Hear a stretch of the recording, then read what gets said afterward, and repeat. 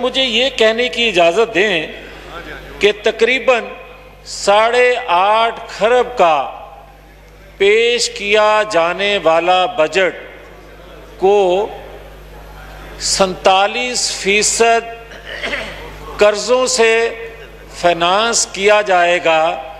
تو پھر ان ٹیکسوں کا بوجھ جو عوام پر پڑے گا اس سے پھر مجھے وزراء بتا دیں کہ غریب دوست بجٹ اس کو کہوں یا ظلم جو 3 سالوں سے ہو رہا ہے اسی کو بیان کریں۔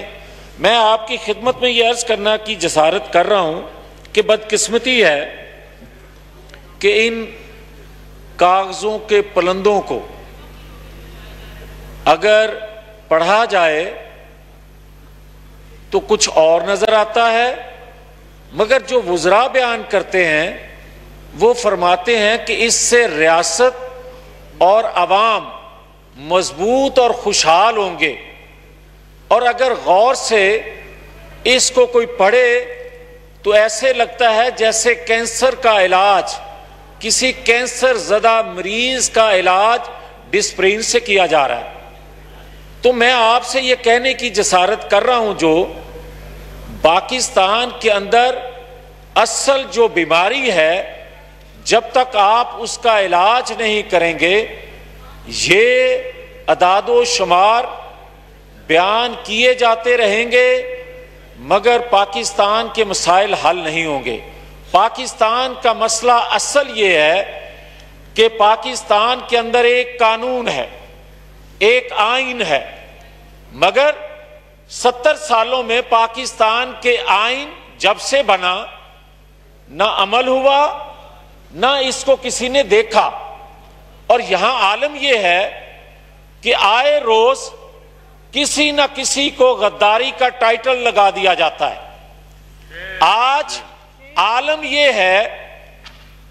کہ 70 سالوں میں آپ نے مادر ملت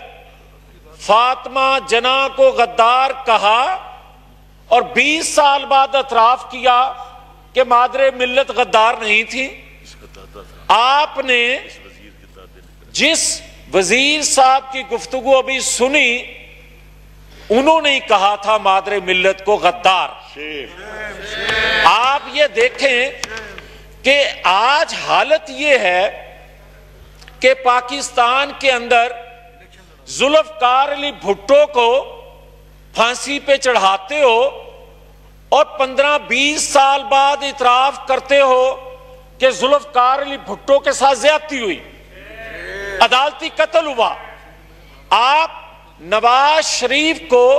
ہائی جیکر بنا کر سزا دیتے ہو اور 10 سال بعد اعتراف کرتے ہو کہ یہ سزا دی جانے والی جو تھی یہ غلط تھی، آپ اعتراف کر لیتے ہو۔ یہ سلسلہ کب تک جاری رہے گا کہ آپ کبھی کسی کو ٹھوک دیتے ہو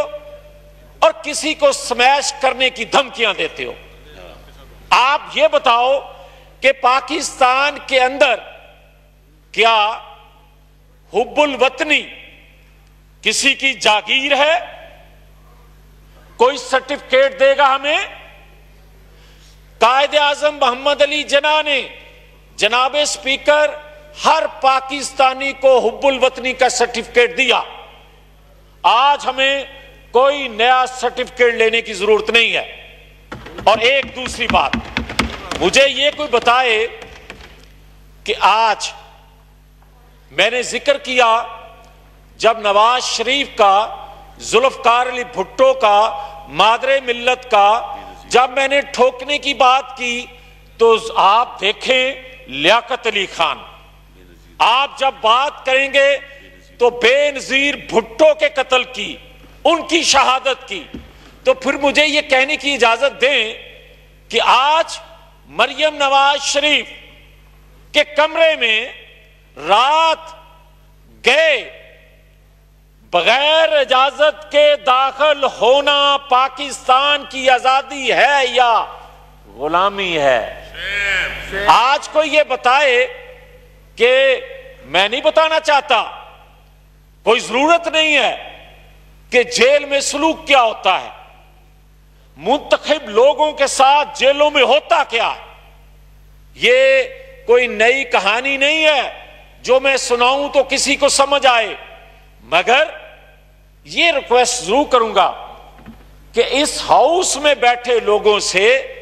وہ اس سائڈ سے ہوں یا اس سائڈ سے، کہ آئیں ایک دفعہ آئین کی طاقت کو آزمائیں، آئین کی طاقت کو آزمائیں، پسے ہوئے لوگوں کی طاقت کو آزمائیں، جو ہم ہمیشہ انتخابات میں ان سے وعدہ کر کے آتے ہیں۔ مگر بدقسمتی یہ ہے کہ یہاں اگر کوئی گھر کو درست کرنے کی بات کرے تو وہ نواز شریف اور اس کی ساری جماعت غدار ٹھہرے، اور وہی بات کوئی اور کہے تو محب وطن ٹھہرے۔ یہ انصاف ہے؟ یہ آج مجھے کوئی یہ بتا دے کہ جسٹس قاضی فائز عیسیٰ صاحب جو ہیں وہ انصاف دینے والے انصاف مانگ رہے ہیں؟ مجھے کوئی یہ بتائے کہ جسٹس سیٹھ وقار ایک فیصلہ دیتے ہیں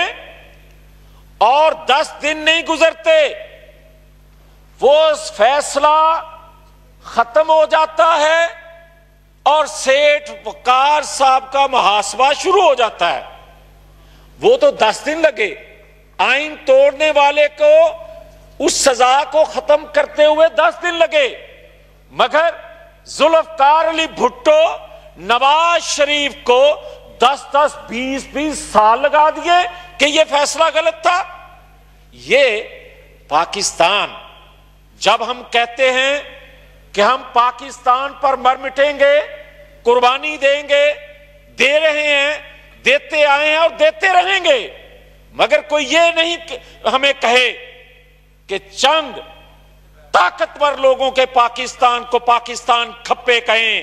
ہم قائد اعظم محمد علی جناح کے پاکستان کو، ذوالفقار علی بھٹو کے پاکستان کو، نواز شریف کے پاکستان کو کھپے کہیں گے۔ کسی ایسے طاقتور شخص جو اپنی جاگیر بنانا چاہتا ہے پاکستان کو، اس کے لیے پاکستان کھپے کا لفظ نہیں نکل سکتا، اس لیے کہ میرے نانا دادا نے پاکستان بنانے کے لیے،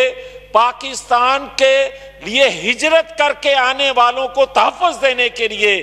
انہوں نے اپنے بدن کو چھلنی کروایا، مگر یہ کہا بٹ کے رہے گا ہندوستان، بن کے رہے گا پاکستان۔ پاکستان کا مطلب کیا؟ ہم وہ پاکستان چاہتے ہیں، ہم وہ پاکستان بنائیں گے، اور یہ پاکستان اب بن کے رہے گا جس مقصد کے لیے یہ پاکستان بنایا گیا تھا۔ مگر اگر کوئی ہمیں یہ بات کہے کہ جناب ثاقب نثار صاحب کا بھی فیصلہ درست ہے، اگر کوئی ہمیں یہ کہے کہ ارشد ملک جج کا بھی فیصلہ درست ہے، اور 20 سال بعد ہم یہ کہیں کہ یہ فیصلے غلط تھے،